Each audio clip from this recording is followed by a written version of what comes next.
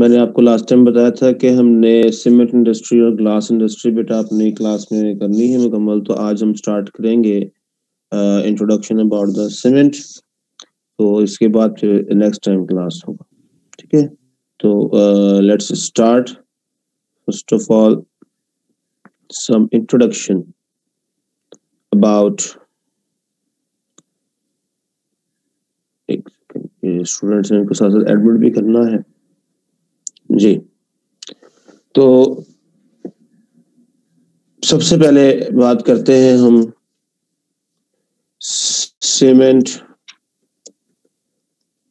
Industry. अब cement industry में obviously बनाना तो सीमेंट है, और सीमेंट क्या होता है? It is a chemical product which is used for the construction of masonry buildings. इसके अलावा सीमेंट की हमें किसी और एप्लीकेशन का नहीं पता।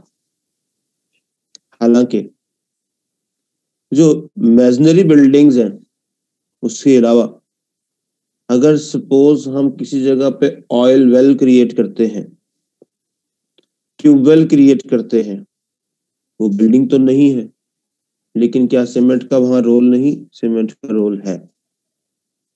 क्या वहां पर जो सीमेंट यूज होगा वो वही पोर्टलैंड सीमेंट होगा जो हम अपने घरों को या बिल्डिंग्स को कंस्ट्रक्ट करने के लिए यूज करते हैं? तो आंसर है नो। बिकॉज कि घरों में जो हम मटेरियल यूज करते हैं, आपको अच्छी तरह से अंदाजा है कि जब बिल्डिंग्स बन रही हो, जो हम सीमेंट यूज करते हैं, उस सीमेंट एक चीज रह गई, सॉरी, हाँ चले, उस सीमेंट के ऊपर जब अप्लाई हो चुका हो, बिल्डिंग बन चुकी हो और वाटर फॉल करे, से in the form of rain, in the form of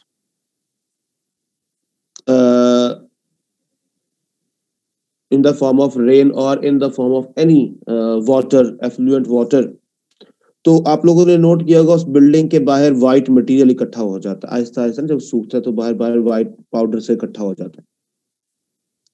अब वो जो व्हाइट पाउडर होता है, that is the calcium sulphate और कैल्शियम नाइट्रेट और मैग्नीशियम सल्फेट और मैग्नीशियम नाइट्रेट, जो कि सीमेंट की हाइड्रोलिसिस से आता है। और बहुत आहिस्ता आहिस्ता सीमेंट अपनी जो स्ट्रेंथ है वो लूज कर देता है। सो आफ्टर 40 to 45 years वो सीमेंट इतना को वीक हो चुका होता है कि इवन कभी कभी घर में छोटे छोटे बच्चे खेल रहे हो, क्रॉलिंग करने वाले बच्चे, तो वो अपनी छोटी छोटी मासूम सी उंगलियों से एकदम दीवार के ऊपर हाथ फेरें तो सीमेंट नीचे भुर के गिर रहा होता।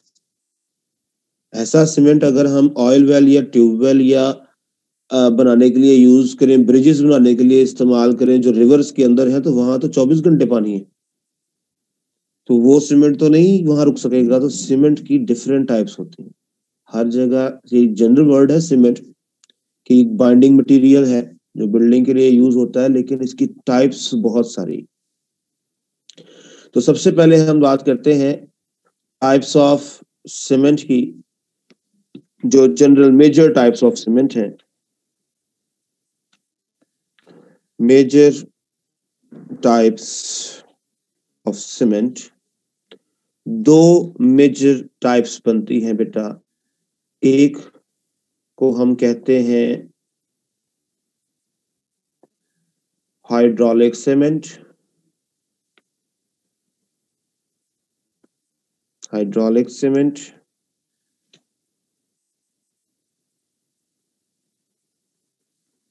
और दूसरी को हम कहते हैं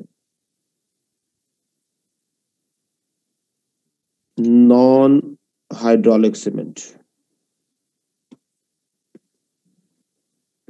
सबसे पहले इनके बारे में देखना है कि हाइड्रोलिक और नॉन हाइड्रोलिक हम कहते किसे हैं। हाइड्रोलिक सीमेंट वो सीमेंट है जो तब सेट होता है जब उसको वाटर एक्सपोज हो। ऐसे ही करते हैं ना नॉर्मली, सीमेंट है उसको अंदर वाटर मिक्स करते हैं, उसको थोड़ी देर छोड़ते हैं, उसकी पेस्ट बनती है, फिर वो हार्ड होके स्टोन लाइक मटेरियल बन जाता है, बाइंडिंग मटेरियल बन जाता है। जो नॉन हाइड्रोलिक सीमेंट है ये ऐसा सीमेंट है which needs dry conditions to set. ऐसा सीमेंट यूजुअली सुनने में नहीं आता, ना ही हमने कभी देखा है, लेकिन ये टाइप एग्जिस्ट करती है।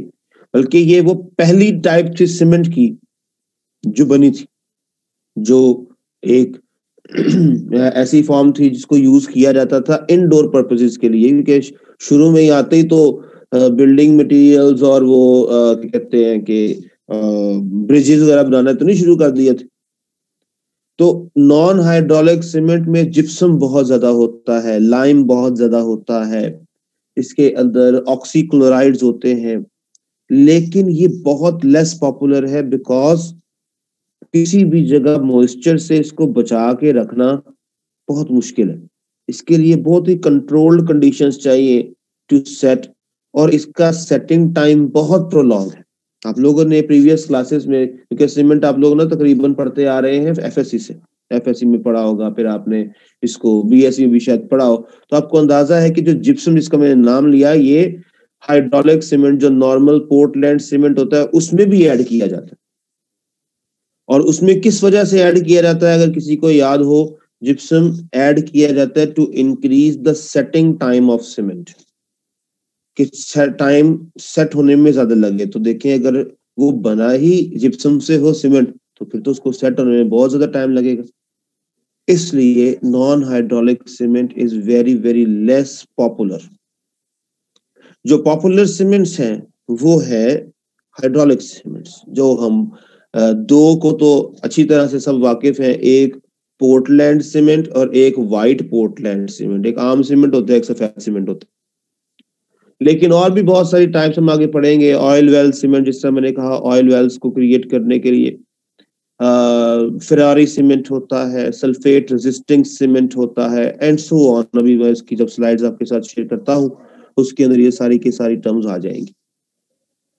सो these are the basic two types, और यहाँ से ऑनवर्ड हमने जो सिलेबस में लेके चलना है, और जो हमारा सिलेबस का पार्ट है और जो मेन इंडस्ट्री में बनते हैं, वो है हाइड्रोलिक सीमेंट्स। ठीक हो गया? तो हम जरा उसकी तरफ आते हैं।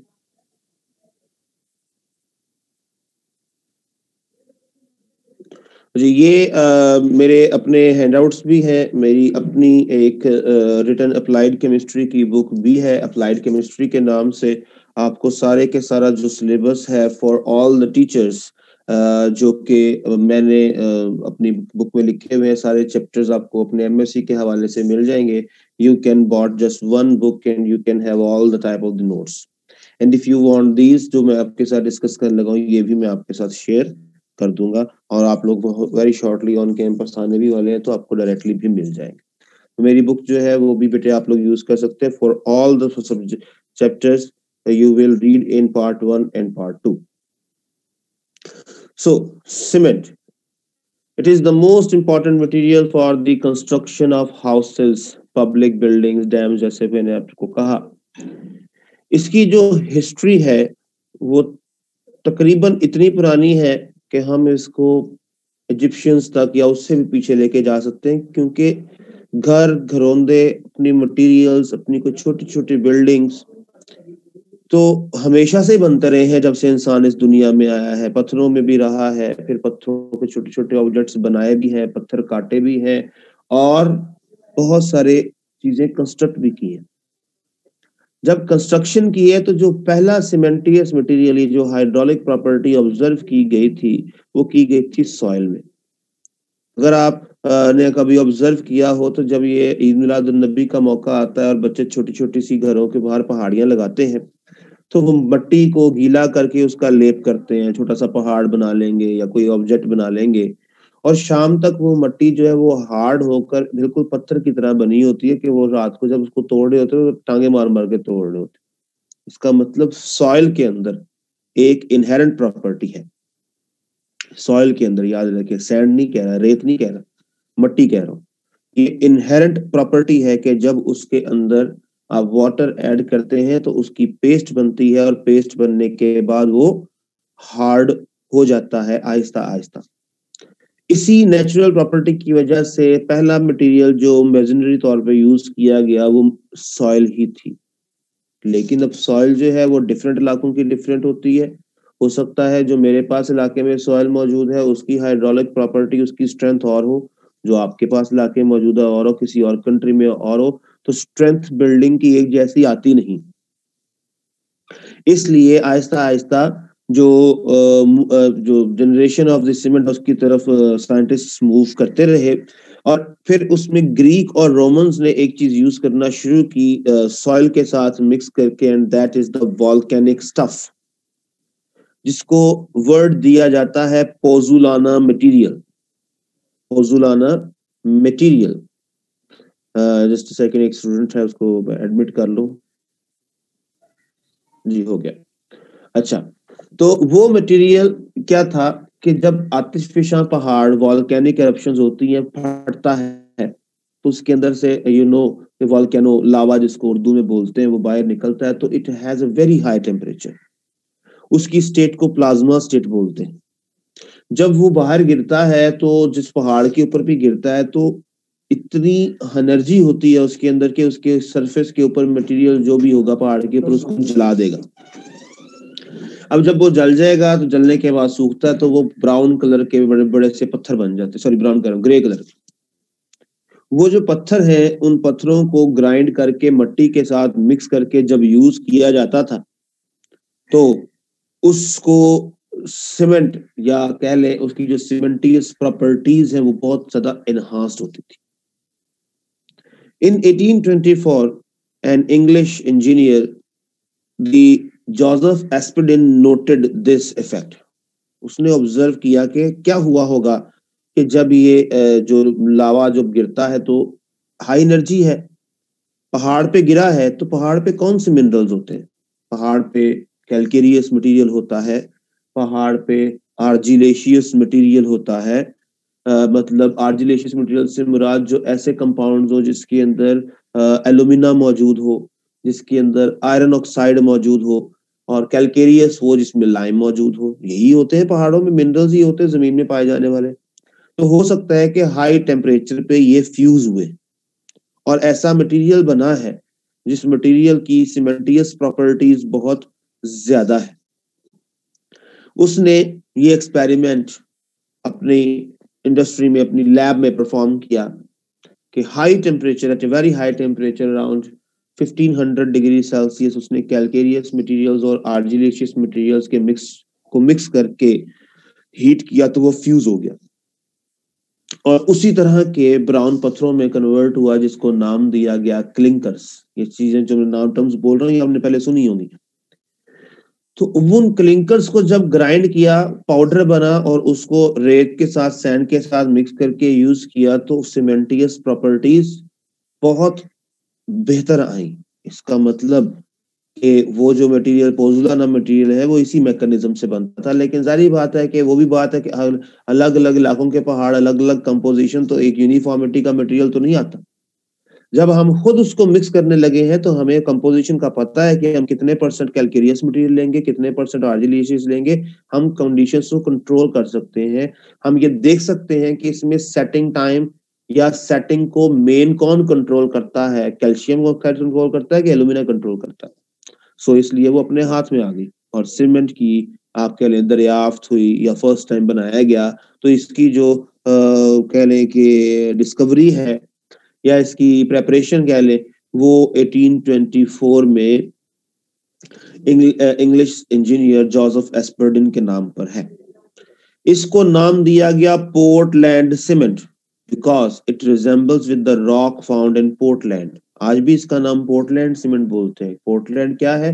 पोर्टलैंड इंग्लैंड में मौजूद एक जगह है जहां बहुत सारे आतिशफिशा पहाड़ हैं और उनके ऊपर क्योंकि लावा बार बार गिरता है तो उनकी सरफेस वो ही ग्रे कलर की गई है।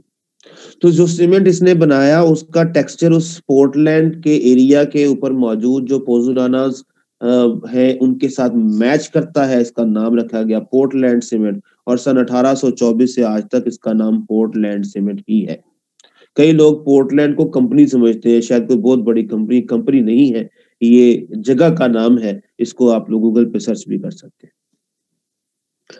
He found that burning of impure limestone gave better hydraulic cements, those cements which are capable of setting and hardening underwater. ये देखें hydraulic cement है underwater by virtue of the interaction of water with the constituents of the cement. Water interact करता है with the cement constituents, gels बनती हैं, फिर वो gels hard होती हैं.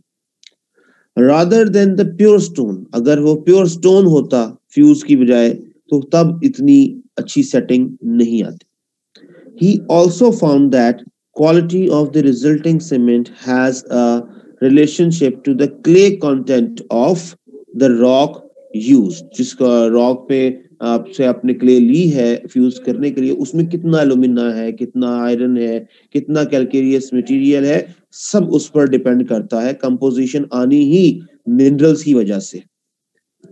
While burning the limestone lumps of the sinter to highest heat, these lumps were commonly discarded because they were difficult to grind. जब burning करते हैं तो कभी-कभी बड़े hard पत्थर बन जाते हैं, तो उनको avoid किया जाता है. जो छोटे-छोटे पत्थर होते हैं उनकी grinding की जाती है.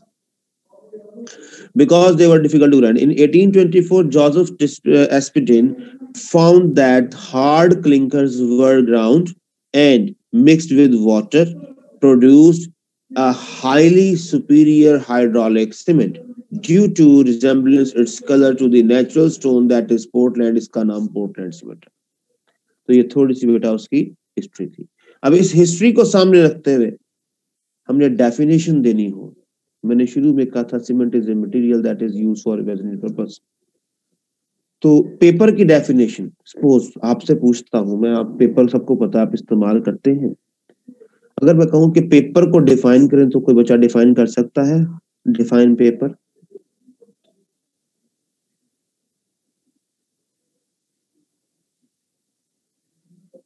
Any answer? पॉलीमर ऑफ से बनता. दोबारा बोलिएगा please. Polymer of cellulose. Good. Polymer of cellulose तो खुद ही एक पॉलीमर है पुत्र. पॉलीमर ऑफ सेलुलोज कैसे हो?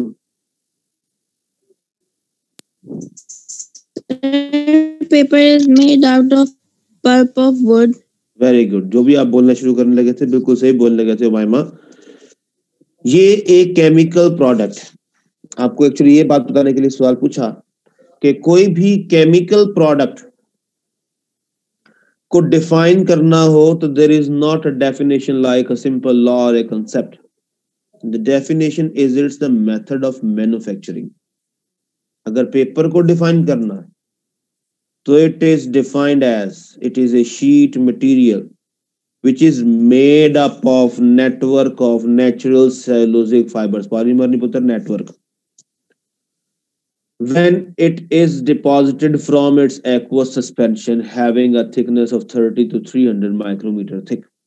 ये सारा क्या है? उसकी डेफिनेशन, उसकी मेथड ऑफ मैन्युफैक्चरिंग है. तो गौर करें, अभी तो हम सीमेंट पढ़ रहे हैं ना, तो सीमेंट की डेफिनेशन वो नहीं थी जो शुरू में बताई, वो तो उसका यूज था.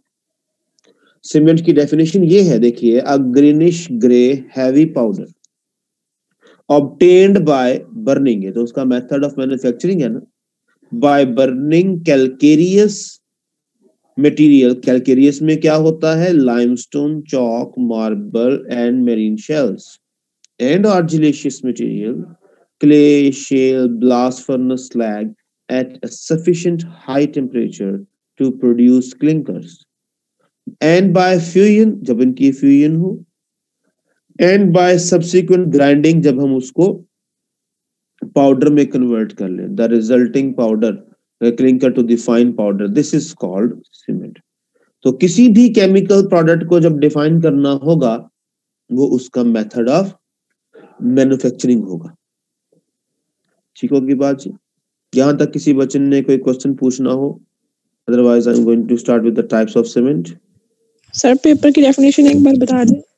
पेपर की डेफिनेशन थी बेटा, it is a sheet material made up of network of natural cellulosic fibers which are deposited from its aqueous suspension and is 30 to 300 micrometer thick. ठीक हो गया? जब पेपर इंडस्ट्री आप पढ़ेंगे ना तब ये डेफिनेशन पुत्र लिख देना, सीमेंट में ना लिख देना, ठीक है? सीमेंट की डेफिनेशन ही लिखना। चलो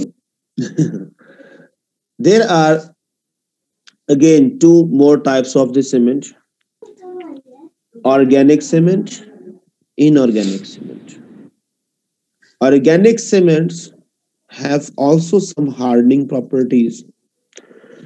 Usually they are glues. अब ये जो glue यूज करते हैं,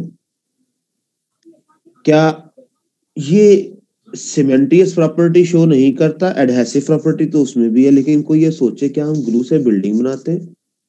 तो किसी ने ये भी नहीं कहा था कि सीमेंट से बिल्डिंग बनानी है। सीमेंट तो बहुत सारी जगह पे यूज हो रहा है, लेकिन जब घरों के अंदर हम से वुड वर्क करवाते हैं, तो जिन्होंने कभी करवाया हो या कभी ऑब्जर्व किया हो तो वहां पर वुड ग्लूज लगती हैं जो दीवारों के साथ उस लकड़ी को अटैच करती हैं, प्रॉपरली आपस में अटैच करती हैं, और वो ग्लूज ऑर्गेनिक होते हैं। वर्क तो वो भी एडहेसिव के कर रहे हैं।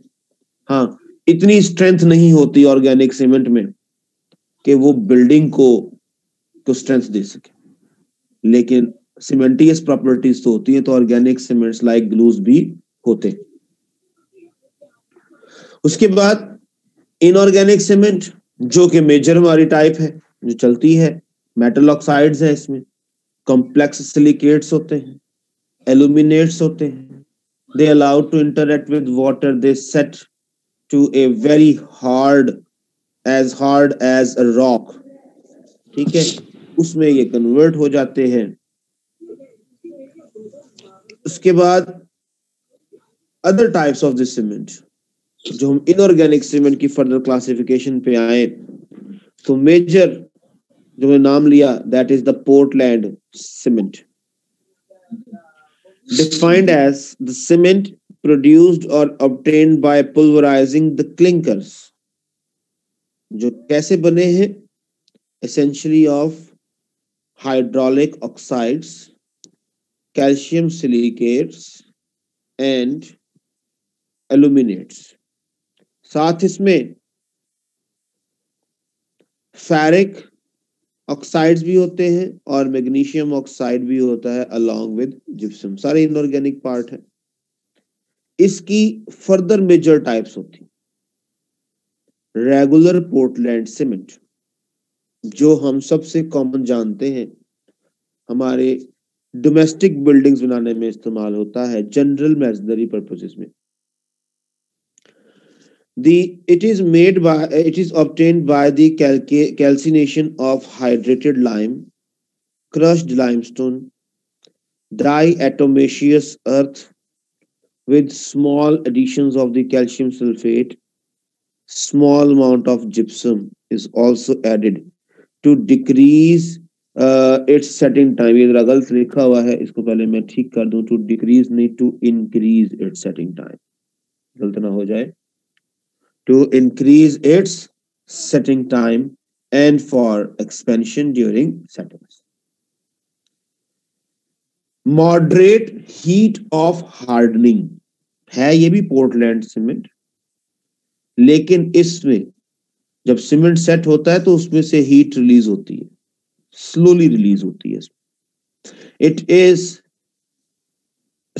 the cement is used where moderate heat of hardening is required for general concrete construction exposed to moderate sulfate action.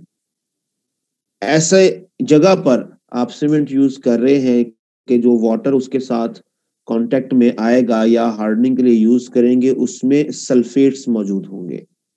Sulphates वो कंपाउंड्स हैं जो सीमेंट की सेटिंग को लो कर सकते हैं। तो हमें सीमेंट की जो मैंने अब थोड़ा शुरू में बताया था, कैल्शियम सल्फेट्स होते हैं, मैग्नीशियम सल्फेट्स होते हैं जो लीच आउट होते हैं सीमेंट, और सीमेंट की स्ट्रेंथ कम होती है।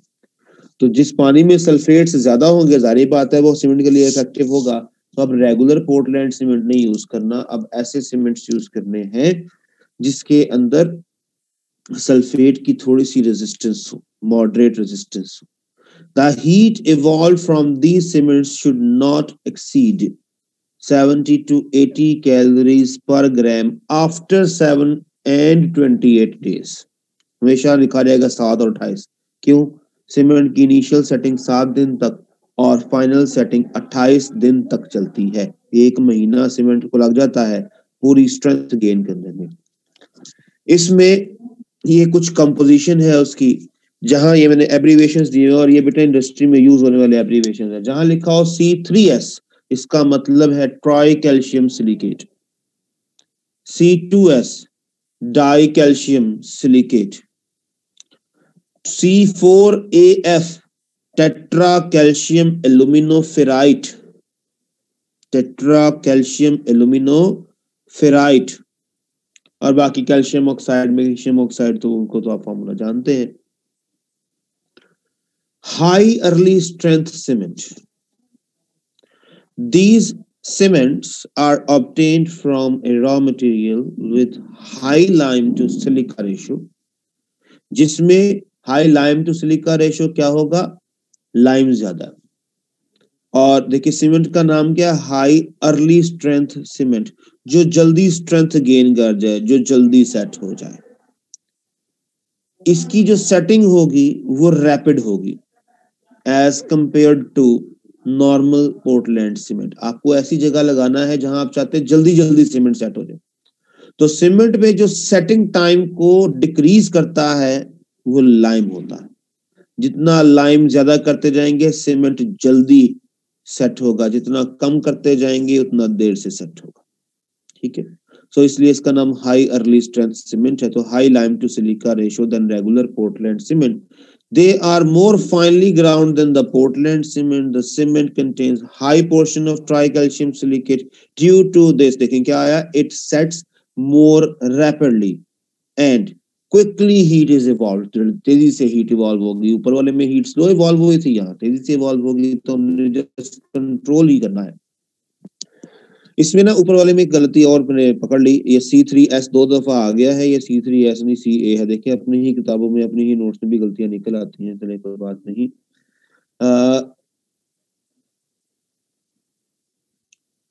This is C3A tricalcium aluminate. So वापस आते हैं।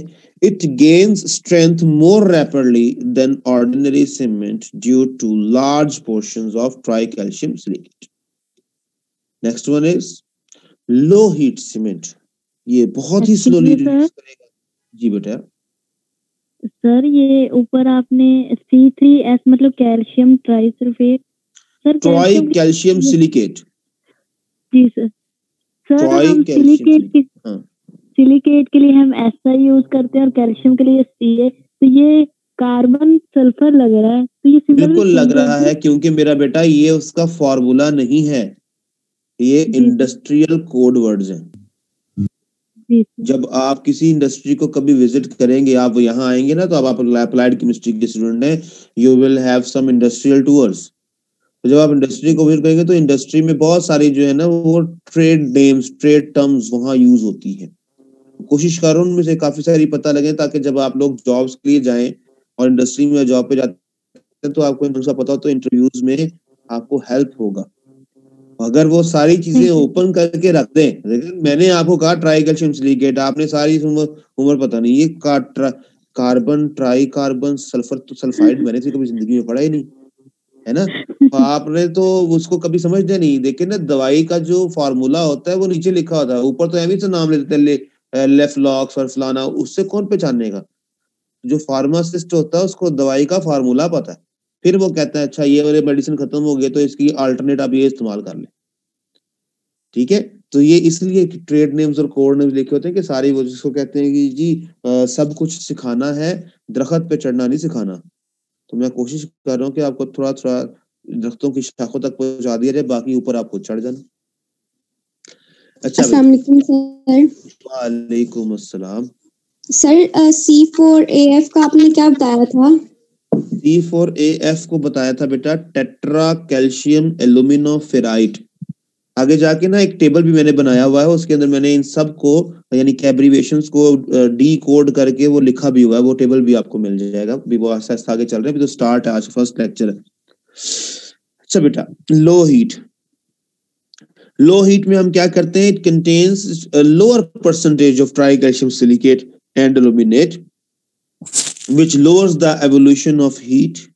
Consequently, the percentage of tetra calcium aluminoferrite जो है वो इसमें increase होगा by adding the ferric oxide Fe2O3 to reduce the amount of tricalcium aluminate.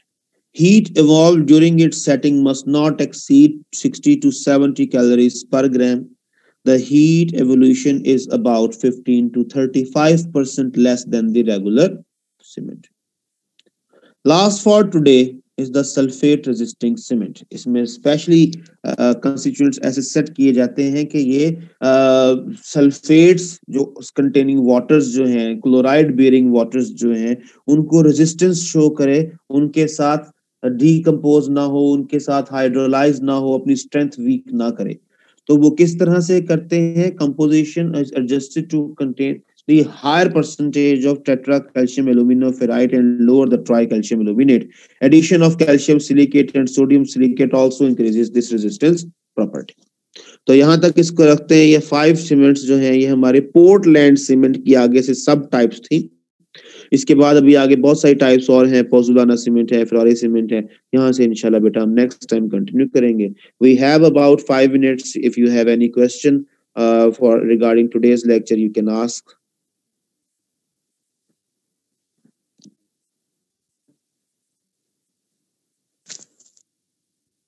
Sir confirm है कि हमने फर्स्ट को जाना है यूनी? नहीं, यूनिवर्सिटी से ना नोटिफिकेशन आना बेटा फेज वाइज क्लासेस ओपन होने का, कि आप देखें पहली फेज में आपको ओपन करते हैं या दूसरी फेज में ओपन करते हैं, कि कुछ पता नहीं। बच्चे बार बार ना मुझसे पूछ रहे हैं कि sir what about the hostels. बच्चे हॉस्टल्स का बार बार पूछ रहे हैं ग्रुप्स के अंदर, मैं कभी कभी रिप्लाई नहीं कर पा रहा, आजकल मीटिंग में बहुत बिजी हूँ।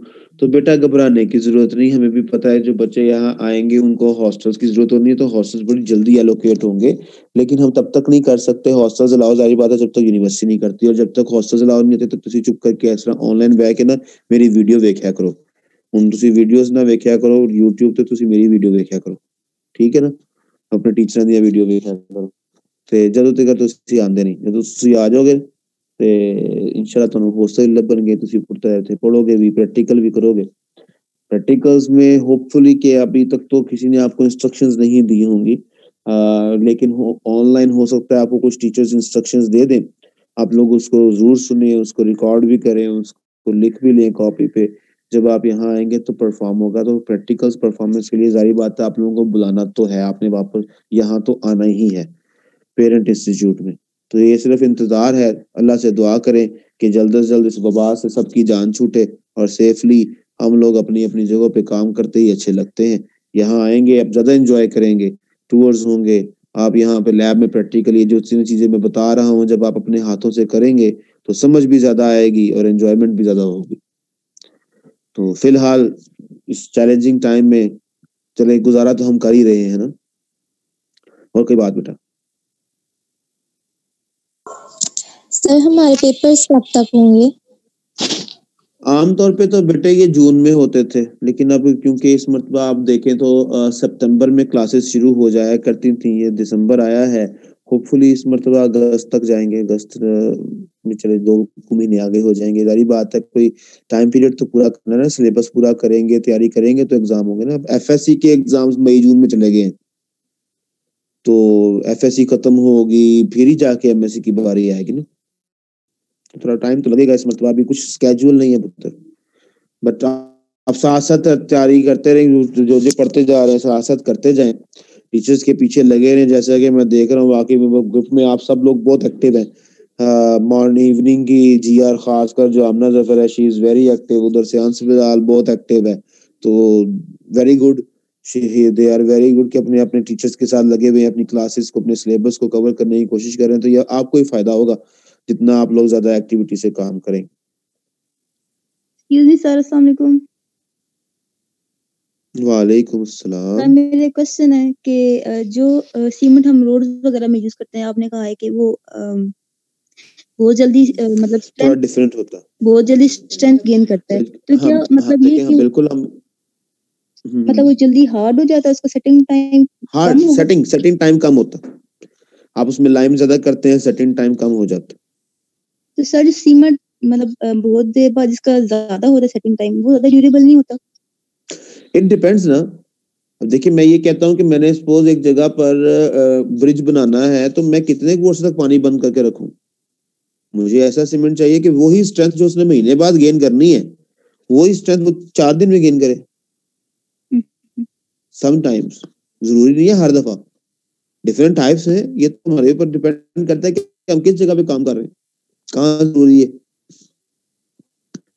Okay sir. कभी कभी इस तरह का भी सीमेंट आना है, मैं आगे आके बताऊंगा, जिसको सेट होने में टाइम जो है वो 4-4 महीने लगते हैं, क्योंकि वो मजबूरी है, वहां तक इतना टाइम रिक्वायर है। और कोई सवाल बेटा?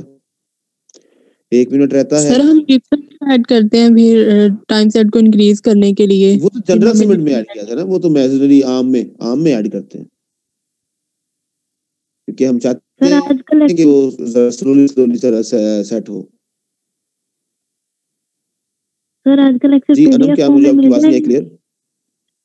बेटा सर ये सारा आजकल कुछ लेक्चर मिलेगा पीडीएफ आपको, फॉर्म वो भी मिलेगा। ये भी आज के लेक्चर की पीडीएफ फॉर्म नहीं होगी, ये पहले पूरा होगा, ये सारा चैप्टर है।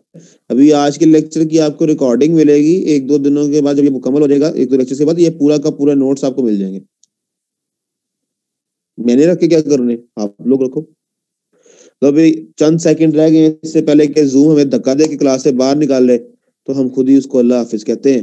ठीक है बच्चों, नेक्स्ट टाइम मुलाकात होगी। अल्लाह हाफिज। अल्लाह हाफिज।